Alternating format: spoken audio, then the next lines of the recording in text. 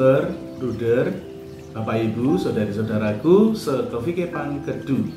Selamat pagi, berkah dalam. Hari ini kita bersama seluruh gereja semesta memperingati Santa Marta, Saudara Maria, dan Saudara Lazarus. Ada 3 bacaan hari ini yang bisa alternatif kita pilih. Namun kita mau mempelajari pribadi dari Santa Marta. Dikisahkan, diceritakan, dan digambarkan bahwa Santa Marta sebagai saudari dari Maria memiliki pribadi yang aktif, pribadi yang begitu supel, giat, rajin dalam hal pelayanan. Seperti layaknya kebanyakan perempuan, ketika ada tamu yang datang pasti akan repot di dapur untuk menyiapkan ini dan itu, makanan, minuman, dan sebagainya macamnya yang akan disajikan untuk para tamunya. Namun pada suatu saat dalam bacaan Injil seringkali kita dengar, satu saat dia kecapean dan dia meminta agar Tuhan Yesus menegur saudarinya yang satu lagi, yakni Maria, yang lebih memilih cenderung untuk duduk dekat dengan Yesus mendengarkan.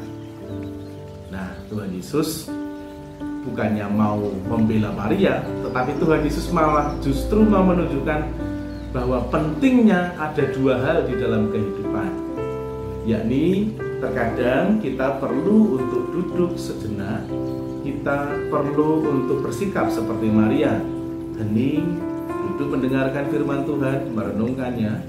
Namun di sisi yang lain, kita juga perlu untuk juga bekerja. Selain kita duduk merenungkan sabda Tuhan, namun kita juga mengamalkan karya-karya Tuhan itu di dalam pekerjaan-pekerjaan kita. Kita perlu menjadi Marta, sesekali menjadi Maria, sesekali menjadi Marta. Kita mengenal istilah ora et labora. Berdoa saja tidak cukup, bekerja saja juga tidak cukup. Namun akan menjadi lebih seimbang jika kita juga berdoa sekaligus bekerja. Seperti halnya para biarawan-biarawati, kaum klerus, kami juga ada yang kontemplatif, ada yang duduk merenung seperti para rahib di Rowo Seneng. Namun para romo biarawan dan juga para suster biarawati hidup di tengah-tengah umat untuk berkarya. Nah, saat ini ketika dunia sedang mengalami yang namanya pandemi corona, pandemi COVID ini, dibutuhkan dua-duanya agar kita segera terbebas dari COVID ini. Tentu saja perlu banyak doa. Barangkali Tuhan berkenan untuk membebaskan kita semua melalui doa-doa kita. Namun doa saja juga tidak cukup. Kita juga perlu untuk mewujudkannya, turut aktif di dalam upaya-upaya protokol kesehatan dan menganimasi bagaimana kita menjadi umat yang semakin proaktif pada perintah-perintah atau aturan-aturan yang sedang berlaku, bukan malah menjadi pengacau di tengah situasi yang sedang sulit ini. Saya yakin dan percaya kita semua umat Katolik di Kevikepan Kedu ini adalah pribadi-pribadi yang tekun di dalam doa dan giat di dalam karya. Semoga hari ini kita mau mencontoh, meneladan Santa Marta untuk giat bekerja. Yang biasanya mager di rumah, ayo kita kerja, ayo kita bergerak, kita menggerakkan tubuh kita bergiat supaya semuanya obah. Kalau kita sudah obah, maka yang lain bisa ikut obah juga. Obah lan ngobah. Baik, saudari-saudaraku, pada kesempatan ini saya juga ingin menyatakan satu hal.